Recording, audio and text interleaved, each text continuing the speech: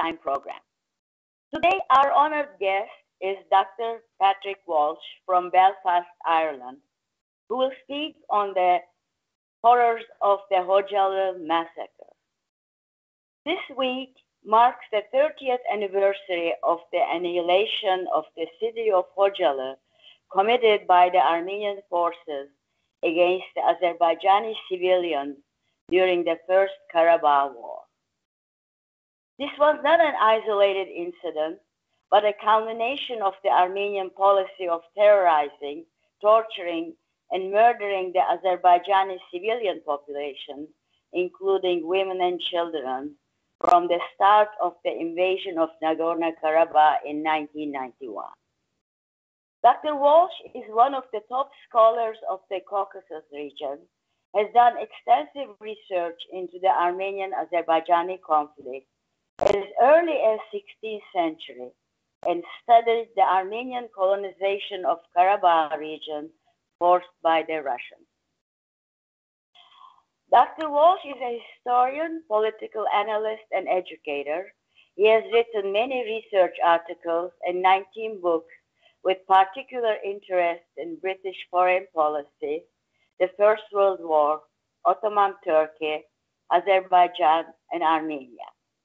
His latest publication, Great Britain Against Russia in the Caucasus, was published in 2020. The second and expanded edition of the Armenian Insurrection and the Great War, A Cautionary Tale of Betrayal, was published in 2017. He also has published numerous books and articles on Irish history and conflict in Northern Ireland. Dr. Walsh received his PhD from Queen's University Belfast and bachelor's with honors from the University of London. His website, drpatwalsh.com, provides a wealth of academic research on the history and geopolitics of Eurasia. His well-researched articles and books present a refreshingly different view from the many well-worn and repetitive European and American accounts, which almost all are based on Armenian narratives. This is the fourth time Dr. Walsh has been on our guest, and we thank him very much for his generosity with his time. His first lecture was titled Pastor Majian and the Armenian Insurrection. His second lecture was on Forgotten Aspects of the Greek War on Turkey 1916-1920. His third lecture was titled 44 Days Karabakh from Occupation to Liberation, New Reality and Prospects. All three lectures are on YouTube and available for viewing. We'll distribute the links again with today's lecture. I would also like to thank our valuable technical team, Bülent Büyükgezici, Erkan Şahin, and Ezgi Esen. Now, Dr. Walsh, the podium is yours. Thank you very much, Oya, and good evening to everybody. It's an honor to talk to you on the 30th anniversary of the Khojaly massacre, a sad and tragic day in history, really, which really needs to be or should be known more widely, but unfortunately isn't in the West.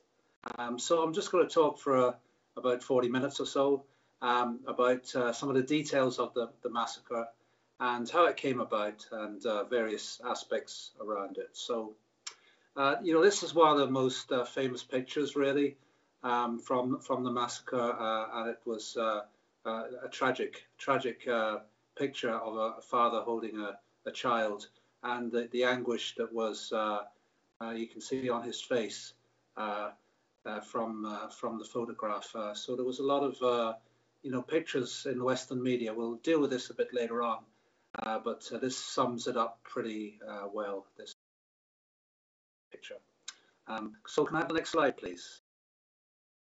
So this slide just tells you some of the detail about the massacre. Now this is not an exaggeration. It's these figures are confirmed. The names of the people are widely available. You know, it's very accurate. There was 613 fatalities that are certainly known about, including 62 children, 106 women, and 70 elderly people. You know, 487 people were wounded in the massacre, including 75 children, and there was over 1,275 people taken hostage. You know, they from the village. So, you know, this was an extensive massacre. Missing 150 people were missing. 8 families were completely wiped out. 25 children lost both their parents, and 130 children lost one of their parents. So this was a pretty terrible event, and it took place mainly on the 26th of February, 1992. So can we have the next slide, please? The next slide shows us some of the pictures of the people who died. So, I mean, that's a montage of their faces. You know, we sort of need to look at these things to actually see the real people, you know, that are involved in these events that might be just described in a history book. But when you see people's faces, you can see more about, you know, the inhumanity of the whole event. So that's a montage of people who died in the massacre. So can I have the next slide, please? So the background to the massacre. Well, essentially what happened is, I won't go into the whole thing about the Karabakh War because it would take too long, but really the Armenians started arming themselves in the highlands of Karabakh really from late 87, early 88. So they were really arming themselves for about 4 years prior to the Khojaly events. Essentially, what happened was between 1990 and 1991, the spring of 1991, the Russians, at this point, obviously, Karabakh was part of the Soviet Union, and the Soviet Union was responsible for security, peace and security in the region. So the Russians, concerned with what was happening, essentially launched quite a large military operation to try and disarm the Armenian groups, the paramilitary groups that were being formed. And this was a Soviet attempt to do this. I mean, there'd been a big mobilization in Armenia, in Yerevan, and in the Armenian areas of the Nagorno-Karabakh Autonomous Oblast, as it was called, a mobilization essentially to take the area out of the control of Azerbaijan. It was part of Azerbaijan since the 1920s, and in fact before that, but certainly during the time of the Soviet Socialist Republics, it was part of Azerbaijan. And you know, the mobilization was to take this out and join it to Armenia, Miatson, the union with Armenia. And essentially, Gorbachev refused them after encouraging them, you know, with glasnost, perestroika. You know, he refused the Armenians, and essentially the Armenians then started taking up arms. And so that's essentially what sort of happened. Now, by late 1991, the USSR was collapsing. So the Azerbaijani settlements had a big problem because, you know, they were in the minority. Certainly only 25% of the population at this point in time in the highlands of Karabakh was Azerbaijani. And they had a problem because they were being surrounded by people with armed groups, and the Azerbaijanis themselves had no army because obviously they were still under the and the government in Baku, which was at that point led by Mutalabov, he was over reliant on the Soviet Union. In some ways, we can't blame the Azerbaijanis for this. They expected the Soviet Union to defend the Union, and essentially that's what they tried to do. But the Armenians were well prepared for the collapse of the Soviet Union, and they were armed and trained, and essentially that was the problem that the Azerbaijanis faced. There was some problems that were logistical, because the Armenians were concentrated in the highlands, so they had the majority in that particular area. The lowland areas around Karabakh were all Azerbaijani, but obviously, it's an advantage to hold the highlands, and also it was closer to Armenia than to Baku. So, Baku had a problem that it had to, if it was going to defend the Azerbaijanis, it not only had to defend the highland areas of Karabakh, but also places like Kalbajar, which were actually, and Lachin, which were separated by the highlands of Karabakh. That was between there and Armenia proper. So, the problem was that the Azerbaijanis had great security problems trying to react to this developing movement, armed movement against them. So, can we have the next slide, please? So essentially, if we look at that slide, we see the strategic significance of the village of Khojaly. Kankendi, or as the Armenians have called it, it was called Stepanakert from the 1920s after Stefan Shomian. It was renamed at that point.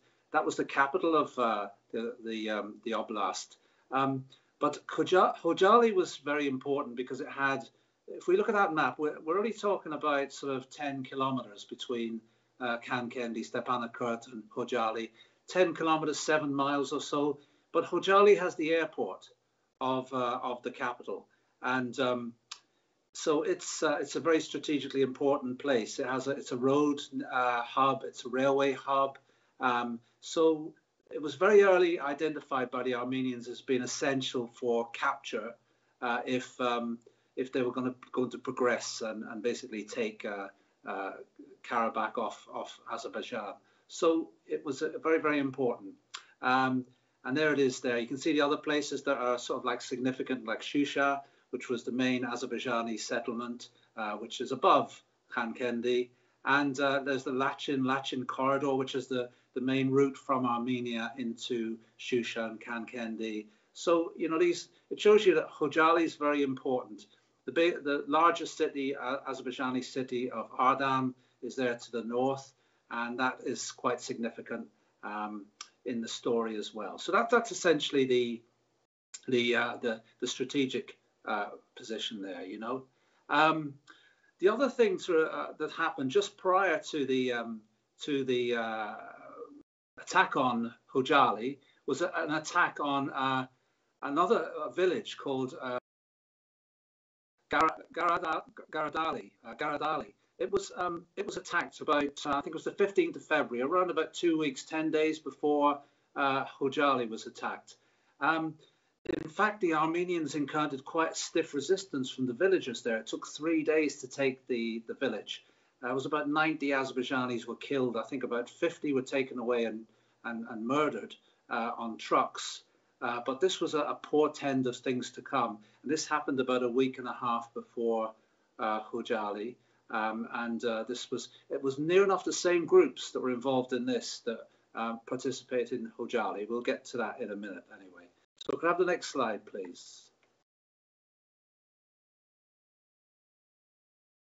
Okay, so some things about Khojaly, really. It had a pre-war population of about 6,000 people. It was the site of the region's airport and the transport hub for the wider area. It was pinpointed as the strategic objective, the main objective of the Armenian forces. As early as it had been shelled in 1988, actually. This is 2 years before actually the massacre. From 88 to 92, Azerbaijanis often left and they fled to Ardam, the major city, which wasn't too far away. But they tended to return because they couldn't stay in the city. They didn't have anywhere to stay. They might have stayed with relatives for a while, but they returned down. So they didn't permanently move there. But the Armenians decided that it needed to be thoroughly cleansed because it was such a strategic point that it needed to be taken and removed from. They saw it as a threat to Stepanakert. I mean, they wanted to try and remove it and remove the population.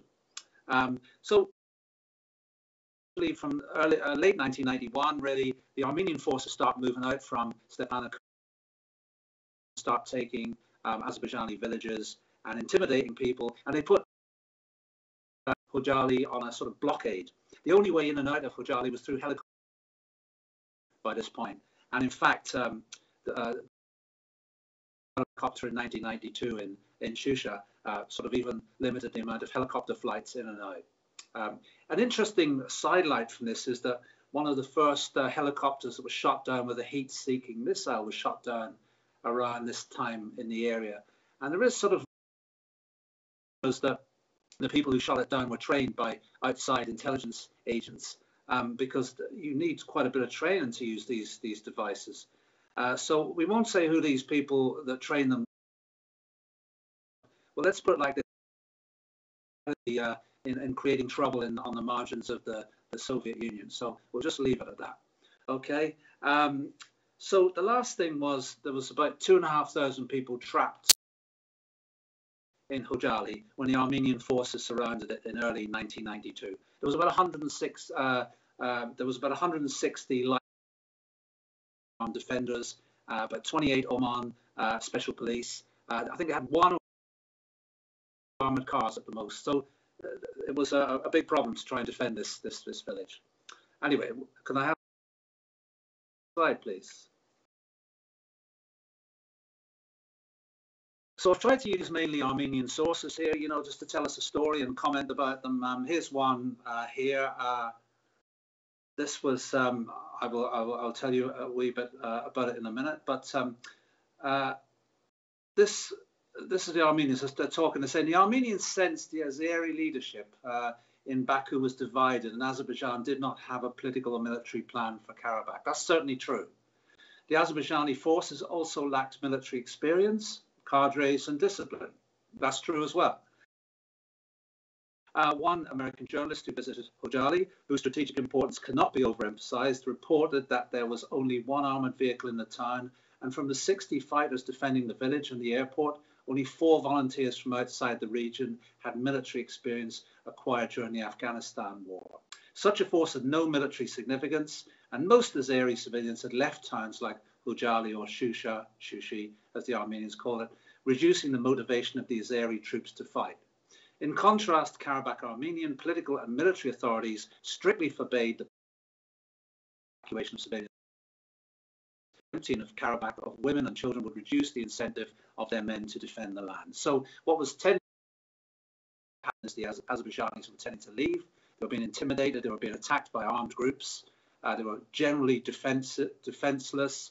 The Armenian population was told to stay, and they were the basis of the of essentially the sort of movement towards to seizing the area.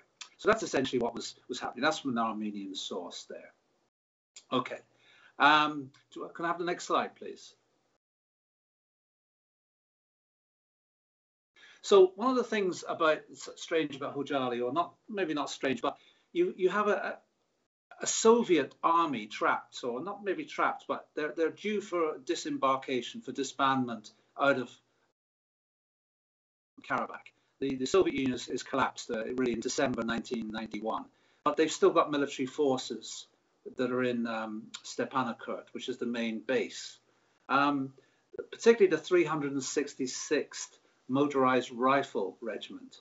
And it's quartered in Kankendi or Stepanakert, right? And this is involved in the assault on Khojaly. In fact, most of the heavy weapons that are provided for the assault are provided by this force. Now, later interviews reveal the ex-Soviet forces that took part. They had a large number of Armenian officers, and obviously they stayed and they wanted to fight. But the Russians that were part of the force were sort of, let's say, some of them were intimidated. Others were paid, you know, they were funded, obviously losing all their salaries because of the Soviet Union collapsing, and they were suddenly found themselves in the pay of the Armenians. And also they were encouraged to sort of do their religious duty as Christians against the Muslims, you know, so this was a strong message that was sent out. Now, these are in interviews with Russian soldiers that afterwards, you know, confessed their roles and stuff in this. But so this was the 366th motorized rifle regiment. And they had heavy artillery, and there were around 40 armored vehicles for the attack. So they had overwhelming fire, really. The 366th Regiment actually was withdrawn from Karabakh the month after Khojaly, and it was basically disbanded. And it left, but it left all its heavy equipment with the separatists after it. And it was brought to Georgia on March 10th and disbanded by the Russian Federation leadership. You see, so that's what its role was in this. So you can see why the Armenians had such a great power involved in assaulting the city or the village, I should say. So can I have the next slide, please? The next slide is actually a map of what sort of happens, and this is quite important to understand this. So Khojaly is assaulted on a number of sides. You know, there's obviously a very distinct plan to take the village, and you can see the airport there as well, and you can see the attack which used the 366th Regiment uses. You know, with the heavy vehicles coming up along the river bank, and there's really the how the attack took place, and it sort of also shows the escape routes of the Azerbaijani civilians. Now, we'll get to an account of the whole thing a bit later, but what we can see by this is that there seems to be a funnel left open for civilians to leave. This is really at the heart. This event is at the heart of the whole tragedy, because the civilians are led to believe that they're being let to escape. And in fact, the Armenians do actually tell them to go. You know, and if you ever see Armenian accounts of Khojaly, they emphasize this, that the civilians were allowed to go. So, you know, when we will get to the next bit, we'll find out, well, what actually subsequently happened, because they had an escape route. But why did they end up getting massacred? You know, this is the question. So we're going to look at that later on. But the map is important to understand there at this point, just to see, you know, the disposition of the attackers and the evacuation of the Azerbaijani civilians away from it. So could I have the next slide, please? So before we look at this, let's just think of the importance of it. Now, in 2003, the Armenian president, Serge Sargsyan, he admitted the massacre in Khojaly served the purpose of a mass intimidation of Azerbaijani civilians from Karabakh. And in an interview with the journalist Thomas de Waal, published in his book Black Garden, famous book about the war, Sargsyan suggests the Khojaly massacre laid down a marker to the Azerbaijani population of Karabakh. And it was meant as a warning to them, you know, get out or die, basically, you know, you're not wanted. And he said, before Khojaly, the Azerbaijanis thought that they were joking with us. They thought that the Armenians were people who could not raise their hand against the civilian population. We were able to break that. And that's what happened. And we should also take into account that amongst those boys were people who had fled from Baku and Sumgayit. It's actually the anniversary of Sumgayit as well. Coming up, we won't go into that at the minute, but you know, essentially that an event that happened in just outside Baku, where around 24 Armenian civilians were killed in a very obscure event that happened in 1988. But essentially, this was certainly it was equated with the 1915 events in Turkey, and this seems to have given a big motivation for the people involved in Khojaly to do what they did. It's certainly mentioned again and again. Okay, so can I have the next slide, please? Now, the most shocking quote, I think, about there are other sort of rather blood-curdling quotes you get about Khojaly written by Armenians who took part in it. It's a strange thing, this. But Zori Balian, he was the author of a famous book called The Hearth. It was a book which inspired the Miatsum movement in the 1980s. He made this extraordinary confession about his role in the massacre. And basically, I'll read it out here because the slide there seems to have it in black, but I have it in white here. And it says, When I and Kachatur entered the house, our soldiers had nailed a 13-year-old Turkish child to the window, meaning Azerbaijani. He was making much noise, so Kachatur put his mother's severed into his mouth. I skinned his chest and belly. 7 minutes later, the child died. As I used to be a doctor, I was a humanist, and I didn't consider myself happy for what I'd done to a 13-year-old Turkish child. But my soul was proud for taking 1% of vengeance for my nation. Then Kachatur cut the child's body into pieces and threw it to a dog of the same origin as the Turks. I did the same to 3 Turkish Azerbaijani children. In the evening, I did my duty as an Armenian patriot. Kachatur had sweated much, but I saw the struggle for revenge and great humanism in his and other human soldiers' eyes. The next day we went to the church to clear our souls for what we had done the previous day, but we were able to clear Khojaly of the slops of 30,000 people. So it's an extraordinary thing. I mean, I can't understand how anybody would write something like this or confess to this type of thing. There's a picture of him there where, with obviously with the Karabakh commands. So, you know, he's a very prominent person and a very well-known writer. In fact, I've seen videos of him showing around Baroness Cox of the House of Lords around Karabakh when it was occupied. So he's certainly a very prominent figure and a well-known literary figure in Armenia. So extraordinary. I mean, I don't know. I mean, how anybody could do this, I don't know. It's really astonishing, you know. Anyway, next slide, please. So one of the most important figures is Monty Melkonian of Asala and Arabo.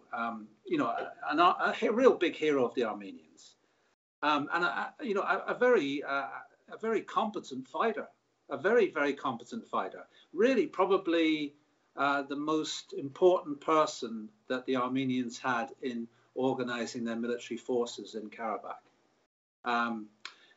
So this is from his brother's book, My Brother's Road. It's a very good book. I mean, I'd encourage people to read this book. His brother who wrote it, Marko Melkonian, is a very reasonable man. And he wrote this book about his brother and what he'd done. So he has this, he was, by the way, Monty Melkonian was later killed by other Armenians, I think in Karabakh. I think he was killed by other Armenians, although there is a bit of controversy about that, whether he died fighting. It's presented a bit differently in different sources according to what they're trying to achieve, you know. But anyway, from this it says, the Arabo fighters, this was his group, had then unleashed the knives that had been carried on their hips for so long, and they began stabbing. Now the only sound was the wind whistling through the dry grass, a wind that was too early yet to blow away the stench of corpses. Monty crunched over the grass, where women and girls lay scattered like broken dolls. No discipline, he muttered. So he was talking about his forces. They had no discipline. They were a ragtag bunch of people that were basically killers, you know. They hadn't. I mean, he presumably tried to impose some sort of discipline on them, but failed. But anyway, that's from that book, and it's well worth reading that. My Brother's Road. It's widely available because the Armenians, it's one of their favorite books, essentially. So can I have the next slide, please? So I think just on Melkonian as well, I mean, you Turks will know about Asala and things like this. He was basically in Asala, and he split from them, and he was redirected to Karabakh when the war started, and essentially he gave up his obviously Asala were assassinating Turkish diplomats at this point. So a lot of them went to Karabakh, which actually, when you look at the Asala campaign against the Turks, you see it just winds down at this point around about the late 1980s, and all these people go to they're in Lebanon and they go on to Karabakh. So there's some people believe that this was intentional to get rid of them out of the West and to use them against the Soviet Union. But these could be conspiracy theories. I don't know, but there is certainly some logic in this from the Western American intelligence services. But anyway, here's an account from Elman Mamedov. He was a local leader in in Khojaly, and he lost 22 of his relatives in the village, including his mother. Essentially, this is how he described what sort of happens. He says, on the 25th of February, a report came in at 8:30 p.m. that the enemy tanks and infantry fighting vehicles were taking up combat positions around the town. We informed everyone of this via the portable radio transmitter. I asked for helicopters to be sent in to evacuate the elderly, the women, the children, but no help came. The storming of the town started with artillery shelling that had been going on for 2 hours. Armenian armed men fired from tanks, armoured personnel carriers, using shells of the Alazan type. We were blocked from 3 sides. The only possible escape route was through the Askaran Gap. When Armenian infantry soldiers launched the attack, everything in Khojaly had been destroyed. Most of its remaining residents had been killed. We defended the town from trenches until 2 a.m. We could not resist anymore, and the defenders and civilians started retreating. Having crossed the ice-cold river, we were moving towards the Katin mountain. Many people died on the way to the woods, where they were frozen to death.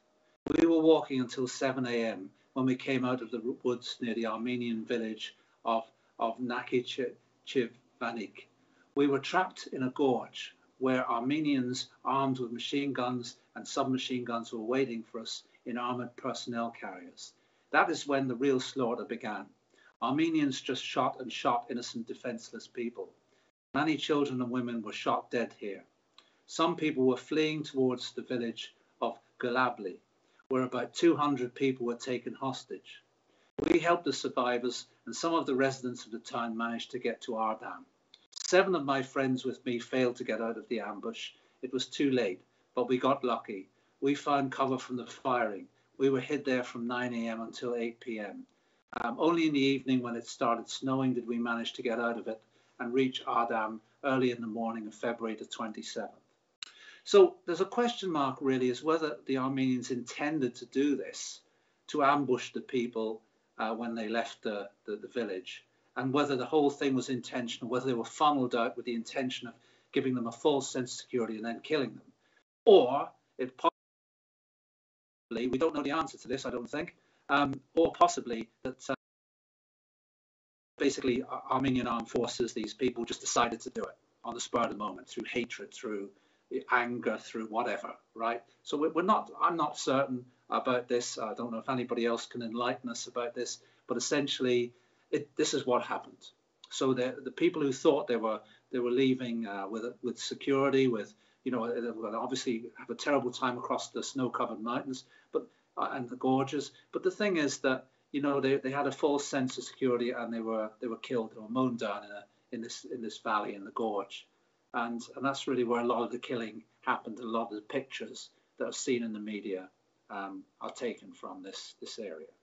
Okay, so can we have the next few slides are just some pictures to round it off, really, to show you these are the sorts of pictures. I wouldn't put some of the pictures up in this display because I think you might have. Can you just go back one slide? I think maybe just pick 2 slides there. That's it. Yeah.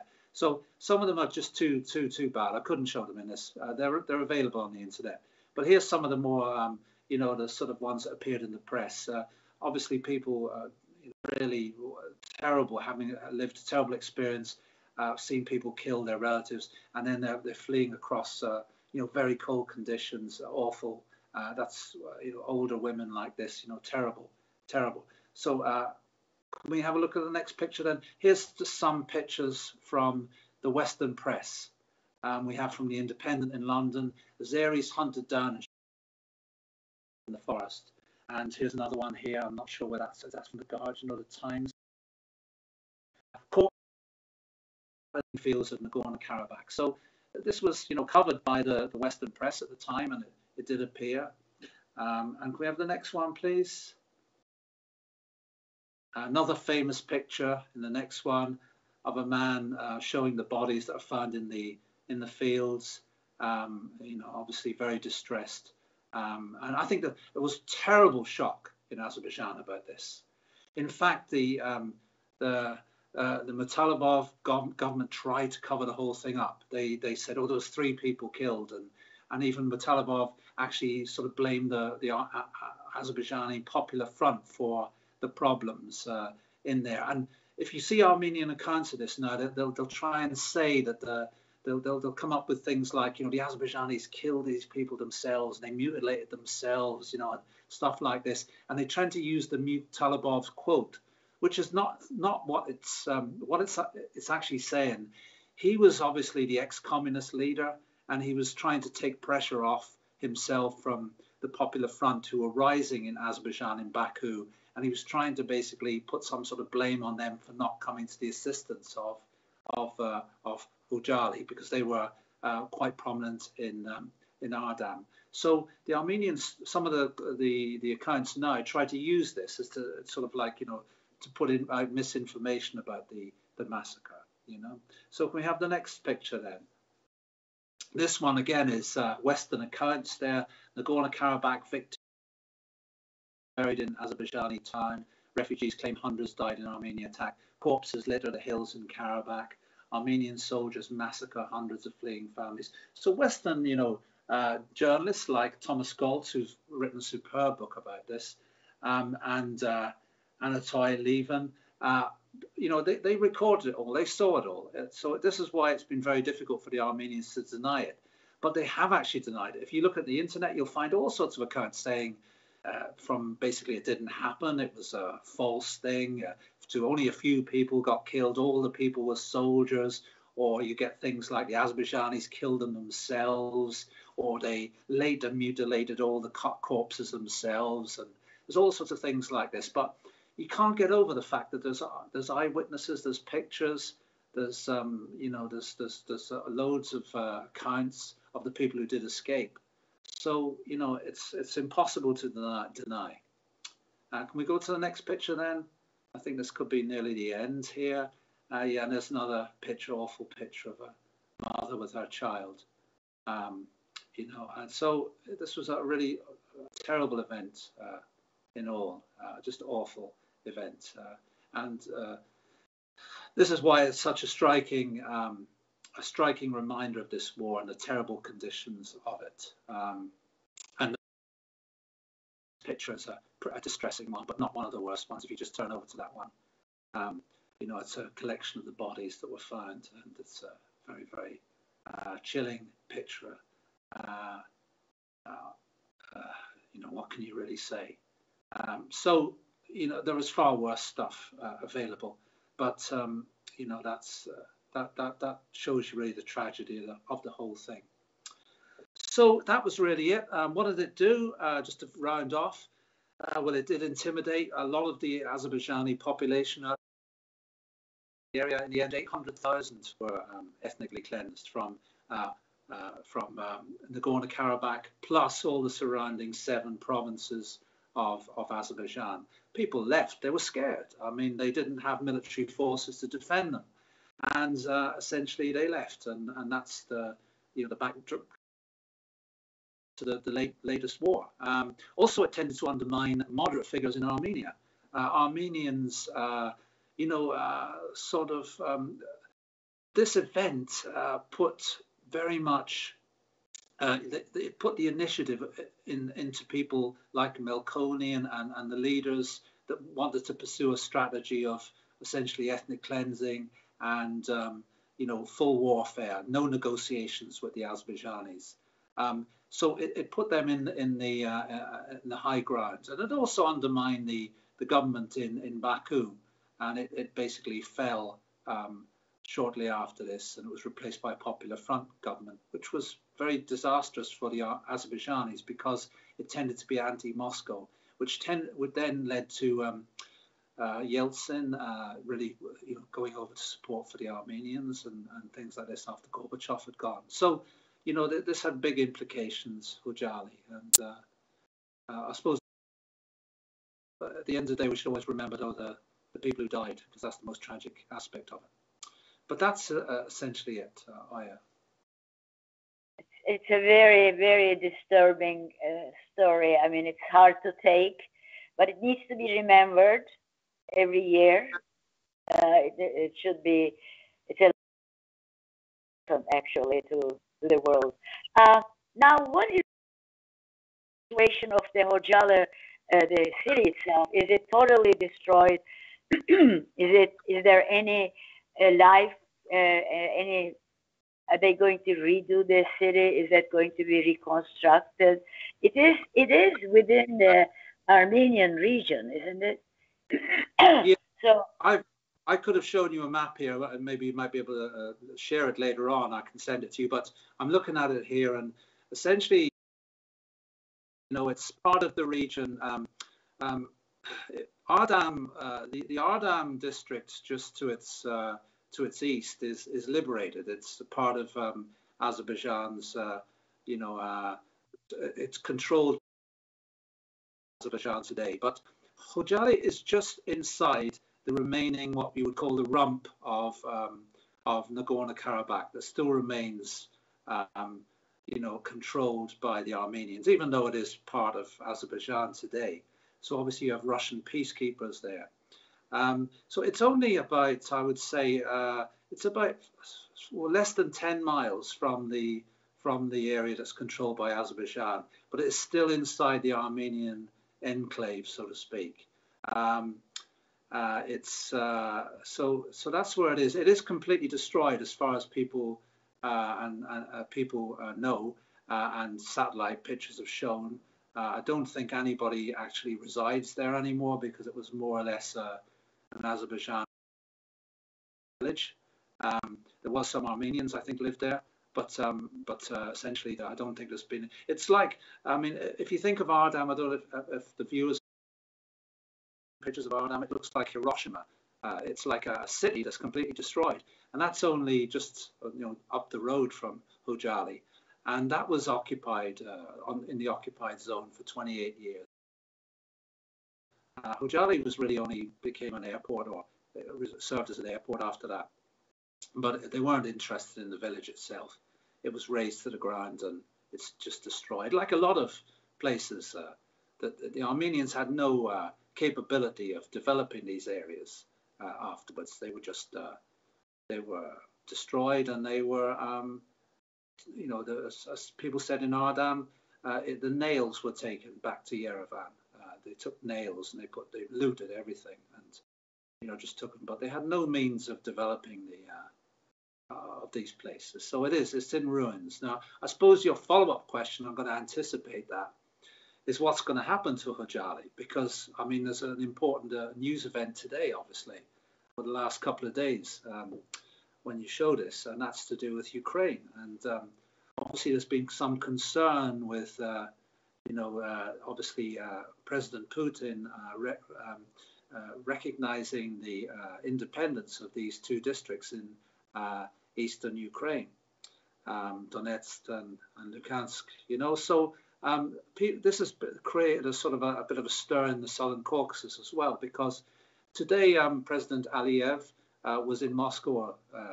This is talking on Tuesday, and there was a meeting with Putin. Now, Putin said to Aliyev, because what we've got to remember is under the peace agreement, the Russian peacekeepers are staying there for 4 years, and then it's really the Azerbaijanis can request that they leave. That's under the agreement. Whether they do or not, we don't know. Some people have said to me, the Russians will be there forever. Other people have said to me, the Russians will go if they've been asked. And other people have said, well, there might be another 4 years until, the rest of the area gets redeveloped. So that might be the most likely scenario, that the Russians are requested to stay for a while. But why Ukraine's important in relation to this is because some Armenians made statements that, this area could maybe be part of Russia. It could be, maybe the Russians will take it, and then the Azerbaijanis won't get it, sort of thing. But, Putin did make it clear with President Aliyev today that Ukraine is different. Basically, Ukraine, because of exterior influences, i.e. America, Britain, etc., it's not the same as Nagorno-Karabakh, the Russian peacekeepers there. Now, of course, some people will say, the Russians are, not telling the truth here, or whatever. I think, though, if we look at it from a geopolitical point of view, I think the problem for Azerbaijan, or the reality for Azerbaijan, let's say, put it like that, is that Ukraine is a warning to other countries not to get involved with NATO. I mean, essentially, that's what it is. I mean, Georgia's already had that problem, and now Ukraine. So the Russians will take places if they feel these places are security risks. You know, that seems to be it. So there's talk of a sort of, well, an agreement between Azerbaijan and Russia today, and it seems to be to do with this. And obviously, President Aliyev has to walk a tightrope in this respect, because he has to make sure that relations with Russia are very good, because if he doesn't, you know, we can have a Georgian or Ukrainian situation.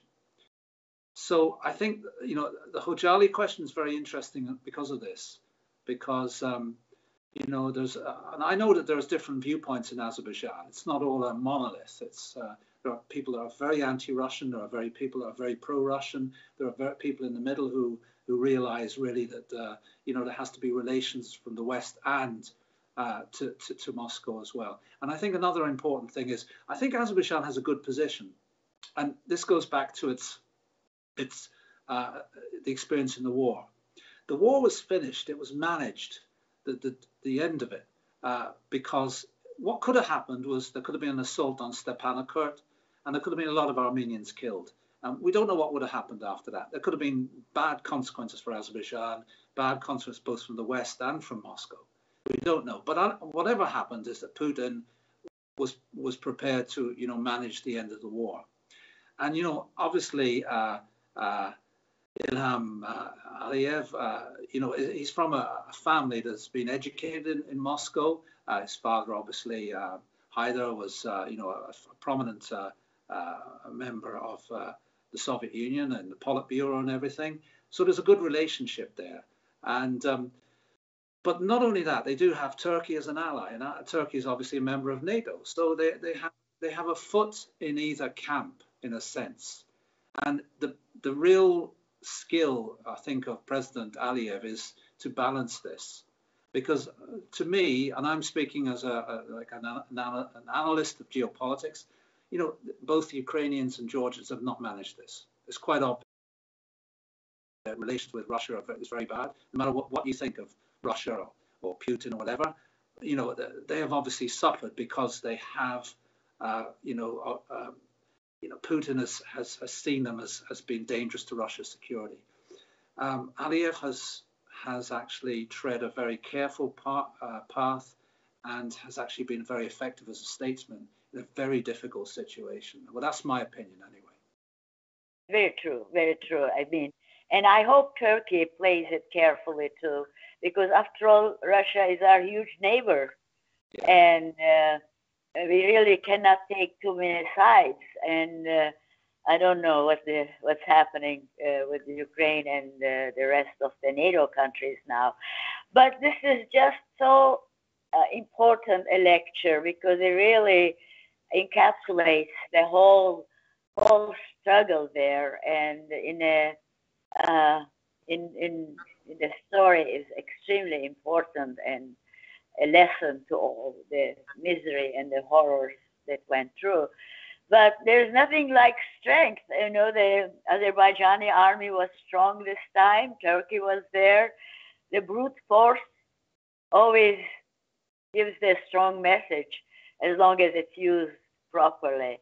Thank you so much, and really appreciate your time and your excellent scholarship on the topic. Thank you, and this will be broadcast tomorrow, and we'll send it out, the link, to the very widely.